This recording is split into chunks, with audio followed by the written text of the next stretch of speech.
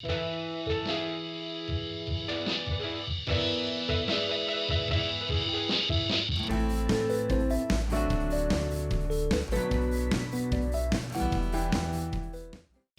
everyone, welcome back.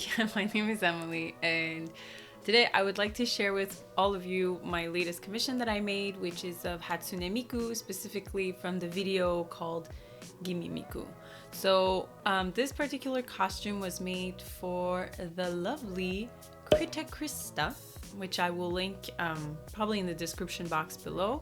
So if you want to check her out, you can find her specifically on Instagram. So, as previously stated, the costume is of Hatsune Miku, specifically from the video Gimme Miku. The two references, or the two main references that I was working with were these two. So yeah, a fairly simple design. So the focus for me here was to try and bring in as many different elements or different textures and materials to try to give it a bit more pizzazz, just to make it a little bit more interesting. Also, I was specifically commissioned to make the dress, the belt, the shoes, and the hair ties. Also, just in the fairness of being fully transparent here, the costume is actually too big for my mannequin, so there was some pinning involved for the sake of this video. Now that that's out there, there's nothing else to divulge, so let's get started. Alright, so for the dress, I opted for a semi-lustrous fabric, which is a blend of polyester and cotton. I personally prefer fabrics with a little polyester in it to help prevent the costume from wrinkling too much. I'm not as fond of it for everyday clothes because it does prevent the fabric from breathing as well. But for a costume which will be worn occasionally and usually has a lot going on, which makes it fairly hard to steam or iron in general, I do prefer something with a little bit more polyester. Also, it'll help keep its shape, and not shape, but it'll help keep itself smooth throughout the con, which can be a little bit hectic and whatnot. So that's just my personal preference. If a client would prefer something with just cotton or just natural fibers with no synthetic, we could always look at that too. This fabric in particular was sturdy enough to hold its shape. It'll still need a petticoat to fully achieve the shape from the original reference material, but that was not commissioned on me, so that will be on the client to purchase. The whole dress is lined, including the skirt. We've also added a beautiful lacy trim at the hem of the skirt to mimic the little triangle shapes that we can see in the original picture. All of these small details were approved with my client beforehand. The bodice is fully fitted, but I did add an elasticized area at the back for some give. My client being international, that sounds kind of weird. My client being not Canadian, so from somewhere else. It can be harder to properly fit a costume, so along with sending out a mock-up before starting on the final garment, I've built in some give in the dress. This way, if the client within the few months that we make it gains a little bit of weight or loses a bit of weight, the costume will still fit properly.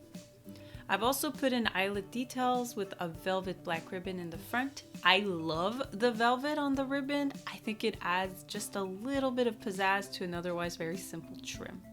We also have some skin tone straps to help the dress stay up comfortably.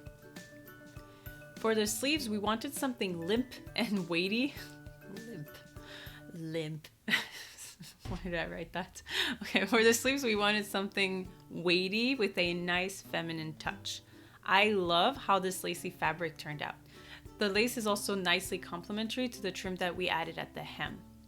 And obviously we added an elastic band at the wrist to help give the shape that we wanted. I used the same fabric to create the gathers around the chest and the arms. Moving on to the belt, it is made from faux leather and a denim fabric. Again, we want to try to mix different textures here to get something more visually interesting. We also opted to put some rivets only on the right side since the client preferred it that way. Also, if you look at the original reference material, that's what it looks like, though I'm almost certain we just don't see the ones on the other side. But for extra precaution, I asked what the client preferred. This is what she preferred, so we went with that. Now for additional give and take, we added some eyelets at the back of the belt so it could be laced up.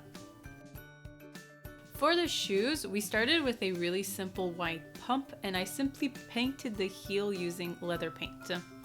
Here's a reference picture, by the way. For the straps, I used ribbed ribbon lined with faux leather straps for extra strength. They look a little funny here, but I tried fitting them on my mannequin so you could see how they look like on a leg. I can't model them myself because my clients' feet are much smaller than mine. I can't fit my foot in the shoe. Now, they can easily be taken off using the buckle at the back. The straps are secured in place under the shoe.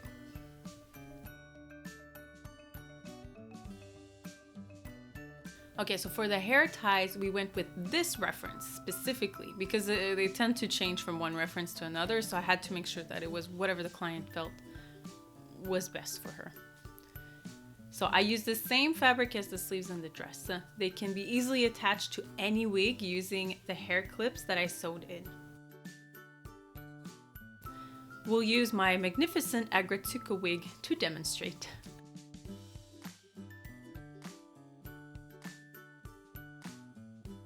As you can see, it holds pretty well. I love the way it cascades, it's so frilly and it's so fun.